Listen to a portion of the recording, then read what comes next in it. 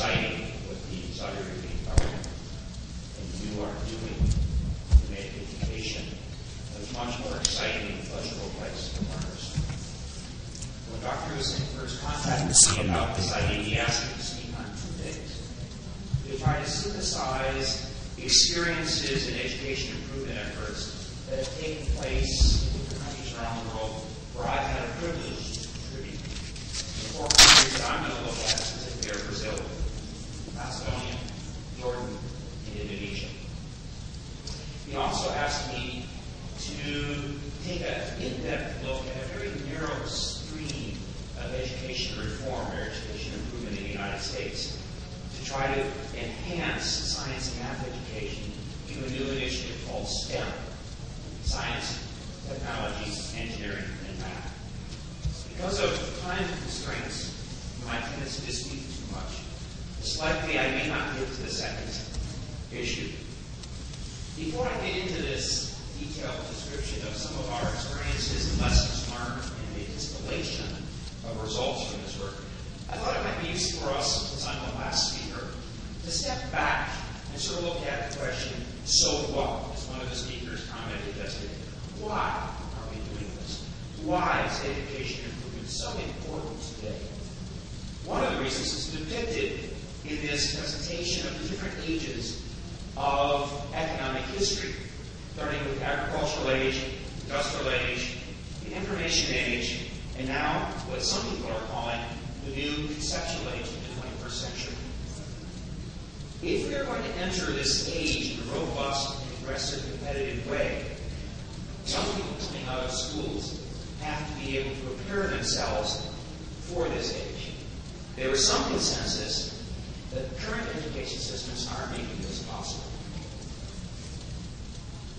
Throughout this meeting, there's been a lot of talk about the reasons why education improvement is so important. There was some research carried out about 3 years ago by the College Board in the United States. It's an organization that focuses on the needs of the private sector. They commissioned some research in 40 countries around the world where business leaders in local, national, and multinational companies were interviewed. And they were asked the basic question. Thinking forward 5 years, what are the most important qualities for your new employees coming out of secondary school and coming out of university? All right? Forward 5 years.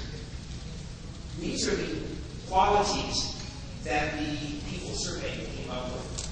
The percents are the number of people who place that as number 1, number 2, number 3, number 4. Critical thinking and problem solving, no surprise that it's number 1. Information technology capacity to use technology to create value, again, no surprise. Teamwork, no surprise. Creativity and innovation, diversity, leadership, oral communication, professionalism and work ethic, ethics and social responsibility, written communication, lifelong learning, self-direction, foreign languages and English, and mathematics. Now the question that I like to ask myself when I see this list is, how many of these competencies are developed within learners through direct instruction, through a teacher-centered approach? Oh, maybe some information technology. Yeah, we can teach how to use a computer directly. Okay, that's possible. Critical thinking? Leadership? I think so. Diversity, creativity through direct instruction. I wouldn't know where to start. Because conventional education systems aren't very good at enabling young people to develop these competencies, education improvement is necessary. Another final piece of research that I think bears an important is important to what we're talking about here. Some folks carried out research with 25 entrepreneur leaders around the world. They tried to understand what made them so innovative. What were the most important qualities to their innovative capacity. This chart illustrates the 5 competencies plus the people that were illustrated. And the bottom line are those that are called non-innovators. Now, from your education system, would you like your youth to be in the top area of innovators or in the bottom area? Well, my suspicion is you would like your young people to be up there, to be the next innovators in the world of time. They have strong skills of associating, connecting dots out of a seemingly random occurrence of things in the environment surrounding them. Deep, purposeful questioning, formulating good questions and pursuing the answers. Effective observation, not just seeing things, but deeply observing them continuously. Experiment, testing ideas. Am I right or am I wrong? And of course, the obvious one, networking. How can I learn about new things if I'm isolated? Networking is critical. These 5 discovery skills, I think, need to be part, as a consequence, of any new education improvement effort. The final thing I'd like to share is some sort of guiding principles for my work in education improvement programs. So many of the programs tend to be focused on the past and the present. Education, by its essence, is only really focused on the future. It builds off of the past, so importantly, but it's really focused on the future. If I'm a first grader, it's going to be 18 years into the future for me.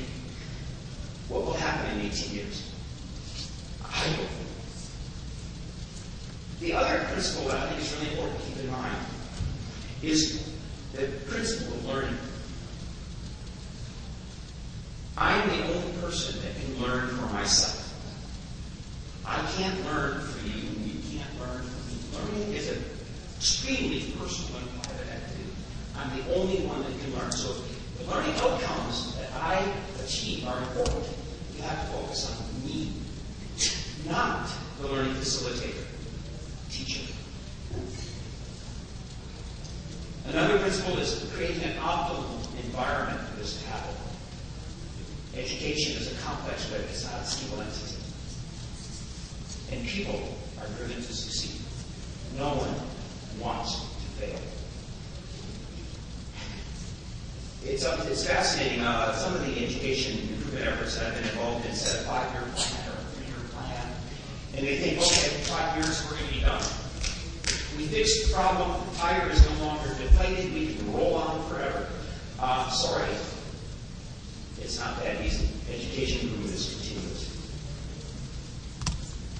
One of the questions that came out yesterday is how do you motivate teachers and learners to take up the challenge for education improvement? How do you make it happen? People do things. Organizations and institutions don't. So how do we get people to do something new from these deeply seated mindsets that were spoken of just a few moments ago? There are 3 important principles to effective motivation in the 21st century when higher cognitive functions are in play. One is the demand for autonomy. Each one of us loves to have control over our destiny. From day one, the moment we're born, it's a struggle to achieve some level of autonomy. And